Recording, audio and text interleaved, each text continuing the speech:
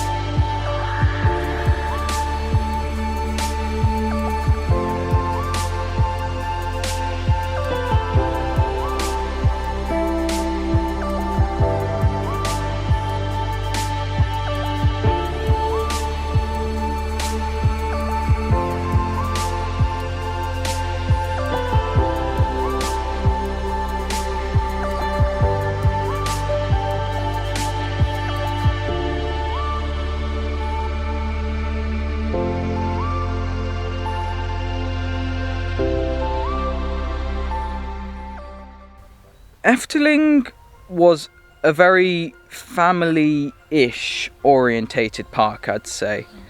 It had certain thrill rides, like their pirate ship, which we didn't manage to get on, but that was huge. It looked very nice, but it was also very big. And Baron was more on the extreme side, Joris was more on the extreme side, but overall it had a nice family magical feel, didn't it? Yeah, it yeah. did. It was very nice. And like, my favourite ride personally at the park was Baron, followed by Symbolica, a fantastic dark ride. I tell you, Efteling has some amazing dark rides, and I didn't get to go on all of them. As I highlighted in my review, I didn't manage to get on Villa Volta and Dreamflight, I believe, yeah, which is a shame, but you know, things happen and you just gotta live with it. Yeah, Efteling as a whole, it was enjoyable. It's an amazing theme park. It's definitely one of my favourites out there. In terms of the price though, yeah, it was a bit more on the expensive side. I think we paid like around 45 euros each, which in comparison to the other theme parks we visited was not fantastic. Don't get me wrong, it was worth every single penny. But, you know, it was more on the expensive side, so you got to take that into consideration.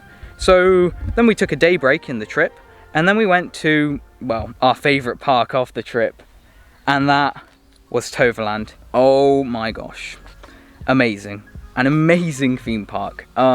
What I particularly liked about this park was that it felt so personal. Like, everything was done to a fantastic degree of detail. The theming was amazing, the staff were amazing, and that goes to all the parks in the Netherlands actually. The staff were really kind, and I think that's just the country in general, you know? Yeah. Like, when we got off the ferry, the Dutch, I can't remember, she was checking our tickets at the other end, and she was like, really kind. She was like, oh yeah, why are you coming to the Netherlands? And we were like, oh, we're here to ride roller coasters. And I think she knew a little bit about roller coasters because she asked, what do you think is going to be your favourite? And I said Untamed then, and Untamed is, yeah, really we'll get onto that in more detail later. So yeah, Toverland, amazing. It does provide more stuff for the families, I'd say, but places like Avalon, they're amazing theming.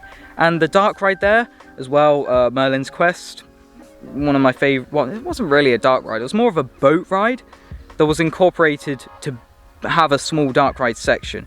That was an amazing ride. And not forgetting Phoenix. Oh, top 5 coaster for me. And yeah, I highly advise you going to this park.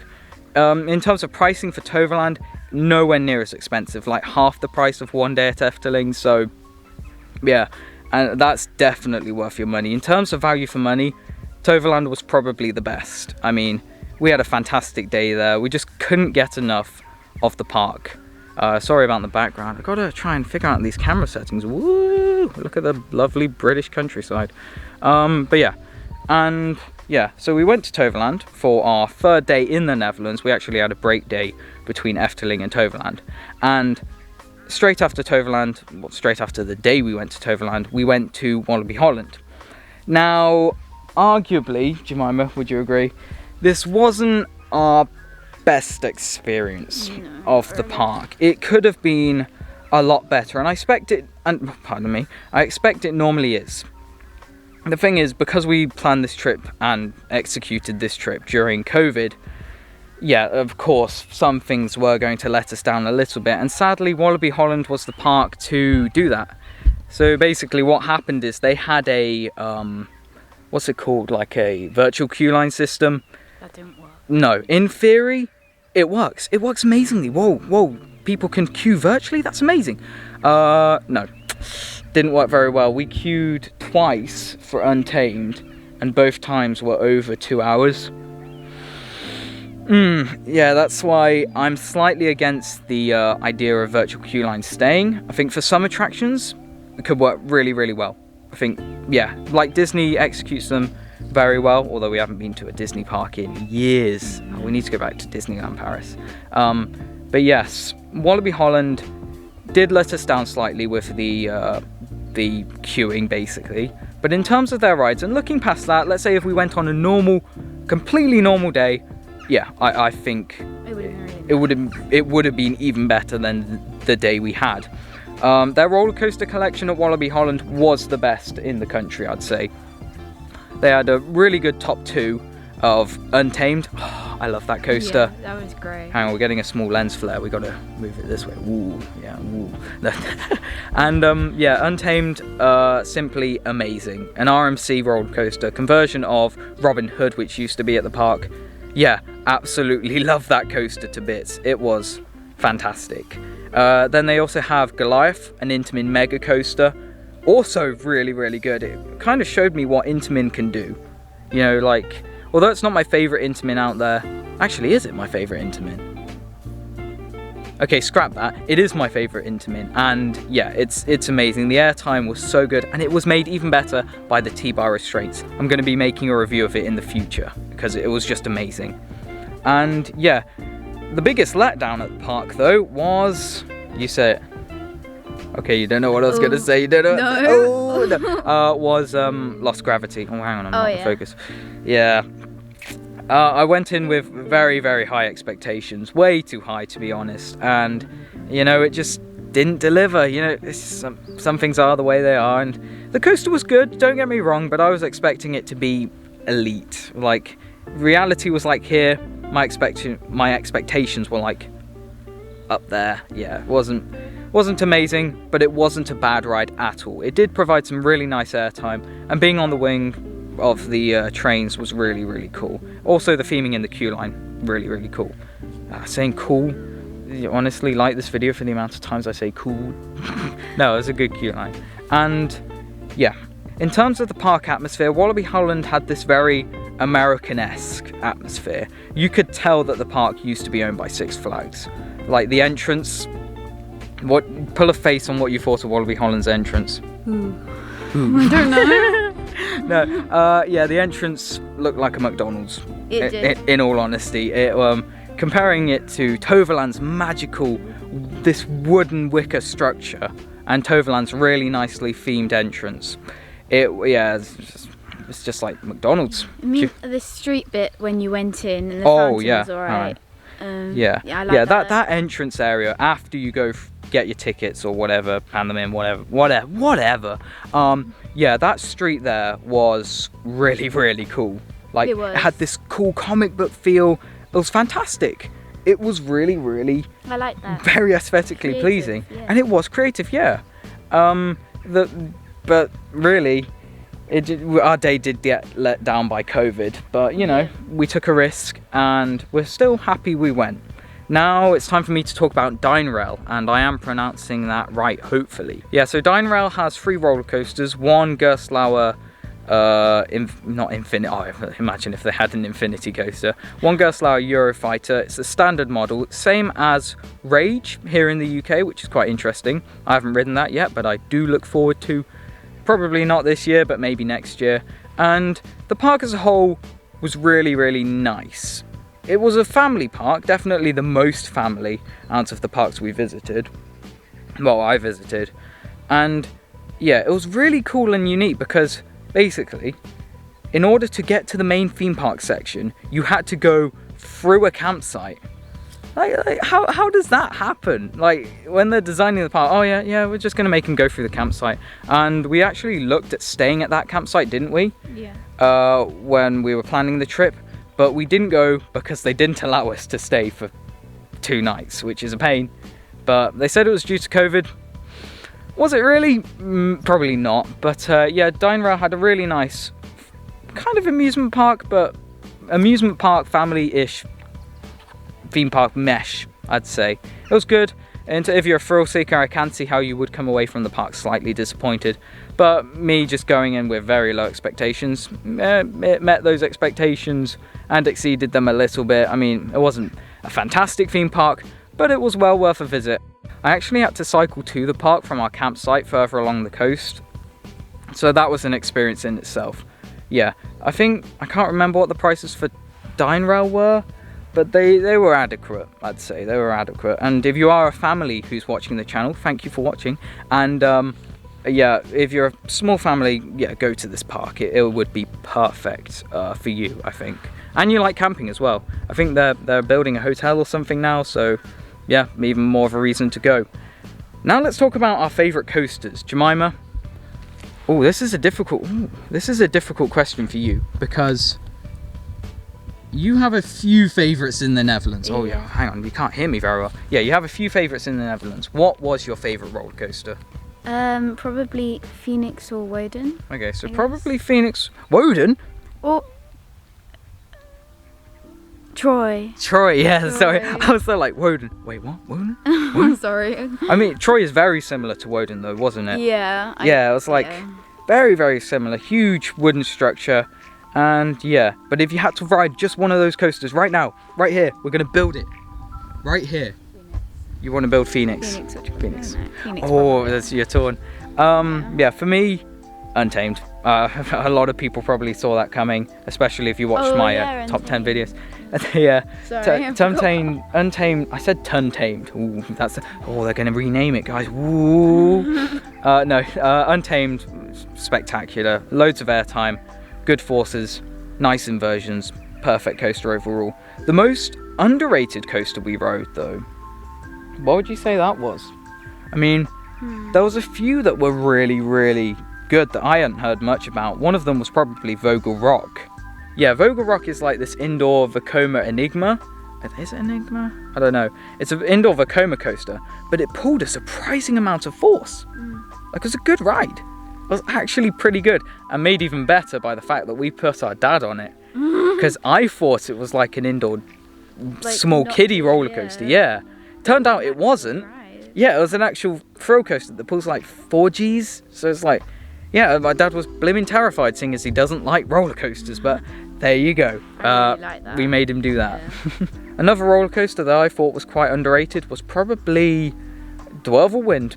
That was cool. I liked the onboard audio. I didn't know it had onboard audio, but that was really, really cool. Made a really nice overall experience in that part of Toverland. I mean, all of Toverland's amazing, but that part was really, really nice. Not quite as good as Avalon, but it was good, especially with the mist they had before the station. Loved it. Our favourite non-coaster ride, what would you say? Like, do you mean like a ride? Yeah. Symbolica was really nice. Yeah, oh yes, Symbolica. And like, Merlin's Quest was incredible. Yes. So yeah, I like them. Yeah, those, I'd say the same thing. I mean, we do need to remember Fata Morgana. Yeah. Fata Morgana. Okay, I'm gonna shut up before I offend someone. Yeah, dark rides, the Netherlands is very, very good. As I said, I didn't get to experience Villa Volta or Dream Flight, something I do regret, but you know, COVID, busy park, just couldn't get it in. But yeah, my favourite would be Symbolica as well. That deserves an entire review of its own. I'd have to ask a few people for footage though, because I didn't want to film inside, and you know, the reason I didn't want to do that was because I didn't want to spoil it in the vlog, because I just feel as if with dark rides especially, you got to keep it a secret. You got to go in knowing nothing, like what I did with Hex here in the UK. Oh, my hand's shaking. I'm not used to vlogging. And yeah, just don't spoil yourself when it comes to the dark rides in the Netherlands. I guess it's quite different with a coaster POV, because you can just see, oh, it goes that way, it goes this way, then that way. You probably don't know exactly what it's going to do. Yeah. Oh, we got to fly. Huh. But yeah, just don't look into all the secrets of every dark ride they have in the Netherlands. Just go in empty-minded, have no expectations, and you will be blown away, because some of their dark rides, or at least the ones that we experienced, were amazing and truly worth a ride. Ish. I guess, would you say worth a ride? Yeah, it counts as a ride. Yeah, hence the name Dark Ride. My apologies. So I guess we better close this video by talking about just planning a coaster trip in general. My one word, well, few words of advice would be, don't rush the planning stages. They're so important. You've got to know if there's a supermarket nearby, because food, so that's something I did forget about, but thankfully we were lucky that there were some food stores, well, really supermarkets nearby. But yes, food is very important. Whoa, look at this. Food's important when you're going on a trip. You won't die without it though. No. And yeah, another thing, don't cram so much in that you have to skip out parks. Give yourself a day break, or at least every few days if you're going on like a really big trip.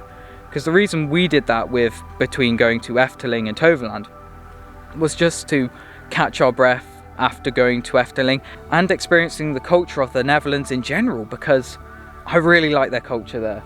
Yeah, it's so nice. It's lovely. There's no hills. It's completely flat, but it was a lovely culture they have, and everyone's so nice, as we talked about earlier. One thing I did forget to talk about though, merch at the different parks were okay. Efteling didn't have too much, Walibi Holland didn't have too much, a little bit better than Efteling. And the best park for merch, probably Toverland. I mean, what did I get? I got a Troy t-shirt, which I'm not wearing now. I'm wearing my Icon. Ooh. Yes, Icon. Got to represent. And yeah, there's much more merch at Toverland than there was at any of the other parks, so please bear that in mind. But yeah, I guess that... Ooh. But yeah, I guess that just... What are you doing? Run away. I'm gonna run away. Bye. No. But yeah, we should probably wrap up the video. Thank you for watching. I really appreciate it. If you could like and subscribe, I'd very much appreciate it, and expect more videos in the future. I do want to establish myself as a theme park vlogger, because I just enjoy vlogging more than making videos where I have to sit down at a microphone. That's why there hasn't been many videos lately, because I just really don't like sitting in front of a microphone and recording. Oh my gosh, look how big. Oh yeah, also. Oh, that's creepy. Anyway, yeah, thanks for watching. See you in the next one. Bye. Goodbye.